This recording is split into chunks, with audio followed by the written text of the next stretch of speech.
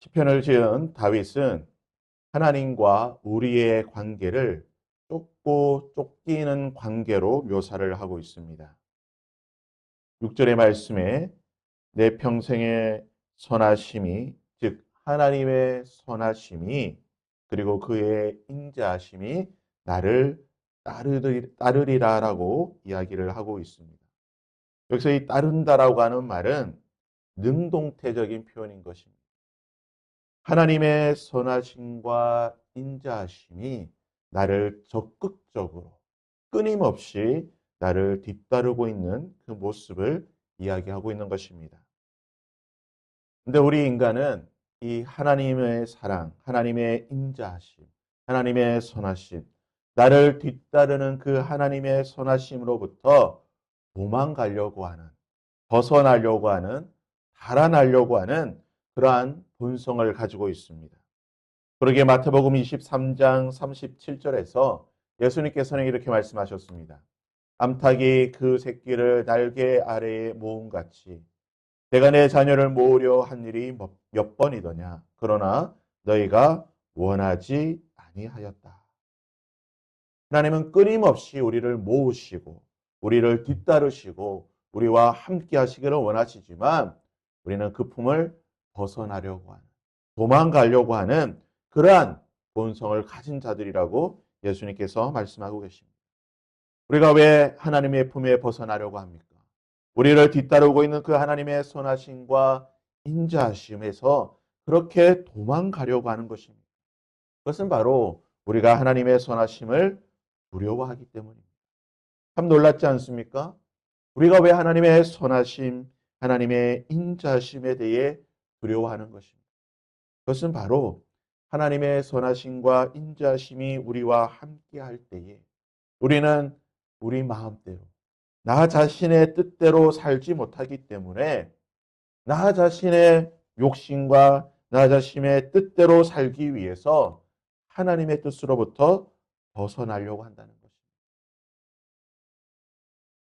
그러게 이사야 선지자는 우리는 다 양 같아서 각기 제 길로 갔다라고 말하고 있는 것입니다.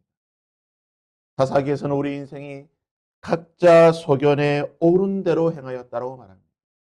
하나님의 품을 벗어나서 하나님의 선하심에서 떠나서 하나님의 인자심에서 도망쳐서 내 뜻과 내 마음과 내 욕심과 내 소견대로 나의 길을 가기 위해 우리는 하나님의 선하심과 인자심에서 도망가려고 한다는 것입니다. 하지만 우리는 이 사순절 기간 동안 이런 우리의 본성과 우리의 욕심에서 벗어나야 될 줄 믿습니다.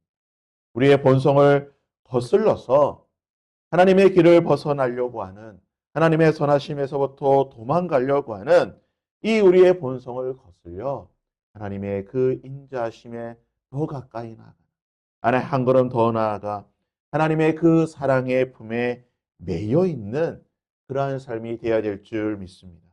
마치 어린아이가, 그 젖먹이 어린아이가 엄마 품에 파고들며 엄마의 젖가슴에 매달리듯이 그 젖가슴에서 그 맛있는 그 엄마로부터 먹게 되는 그 양식에 배부르듯이 우리는 그 하나님의 품 아래, 하나님의 그 가슴에, 하나님의 그 사랑의 품 안에 더 파고들며 더 매여 있는 그러한 삶을 살아야 될 줄 믿습니다. 그러할 때에 오늘 6절 말씀에 뭐라고 말하고 있습니까? 내가 여호와의 집에 영원히 살리로다. 우리는 하나님의 집에 영원히 살게 될 줄 믿습니다. 근데 중요한 것은요, 오늘 말씀에 우리가 거하게 되는 곳이, 우리가 가까이 가고 우리가 매여 있게 되는 그곳이 어디라고 말하고 있습니까? 여호와의 집이라고 말하고 있는 것입니다. 우리는 각자 자신만의 집을 짓고 사는 사람들입니다. 우리 마음속에, 우리의 영혼에 또는 나의 삶의 영역에서 각자의 집을 짓고 살아가는 자들입니다. 근데 중요한 것은요, 내가 짓고 있는 그 집에, 내가 지었던 그 집 가운데에 나의 마음의 집, 나의 영혼의 집, 나의 그 공동체 속에서 나의 삶의 거처에서 지었던 그 집에 과연 누구와 함께 하느냐입니다. 오늘날 우리 사회는요, 심각한 정신적인 위기를 겪고 있습니다. 지난 10년간 통계적으로 무려 1,000만 명에 달하는 사람들이 우울증을 비롯한 그런 정신적인 문제로 처방을 받았다고 말합니다. 물론 중복의 치료가 있긴 하겠지만 너무나 많은 사람들이 지난 10년간 우울증을 비롯하는 여러 정신적인 문제로 고통받고 그들이 지었던 그 집이 무너지고 있다는 것. 그 마음의 집이 무너지고 있습니다. 더 안타까운 것은 오늘 하루만, 오늘 우리가 살아가는 이 하루 동안에 무려 40명의 사람이 스스로의 생을 마감한다는 것입니다. 자신이 지었던 그 공간에, 자신이 지었던 그 마음의 집에, 자신이 지었던 그 영혼의 집이 너무나 공허하기 때문에, 너무나 괴롭기 때문에 스스로 그것을 무너뜨리고 삶을 포기하는 자들이 너무나 많다는 것입니다. 시편 127편 1절에 가장 지혜로웠던 솔로몬은 이렇게 말하고 있습니다. 여호와께서 집을 세우지 아니하시면 세우는 자의 수고가 헛되며 여호와께서 성을 지키지 아니하시면 파수꾼의 깨어 있음이 헛되도다.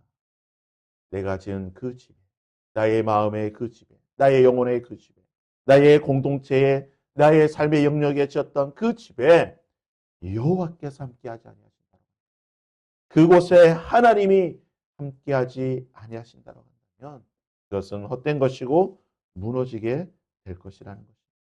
바라기는 오늘 하루 여러분이 지었던 그 마음의 집에, 여러분의 집인 그 영혼의 집에, 또는 여러분의 그 삶의 영역 가운데 지었던 그 집에 하나님이 함께 하시기를 바랍니다. 그 집이 하나님께서 함께 하심으로 내가 영원히 거할 수 있는 집이 될 수 있기를 바랍니다. 그러할 때에 하나님의 인자하심과 하나님의 선하심에 우리가 매여 있게 될 것이고 우리가 그 안에서 하나님과 함께 평안히 영원히 거하게 되는 은혜가 있게 될 것입니다. 여러분이 짓게 되는 그 집 가운데에 그 집이 푸른 풀밭이 되고 쉴 만한 물가가 되어서 그 안에 평안히 거하시고 하나님이 주시는 위로와 평안을 오늘 한 달도 풍족히 받을 수 있는 저와 여러분이 될 수 있기를 주님의 이름으로 부탁드립니다.